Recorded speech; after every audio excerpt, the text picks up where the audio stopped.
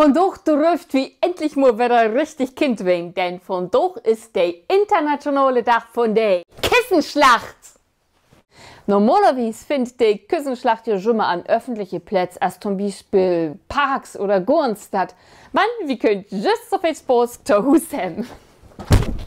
Dabei gibt es ein paar Regeln zu beachten. Wie trifft bloß ob Lü mit ein Kissen in der Hand zu mieten? Und ob kein Fall Menschen angreifen, die ein Brill oder eine Kamera in der Hand habt.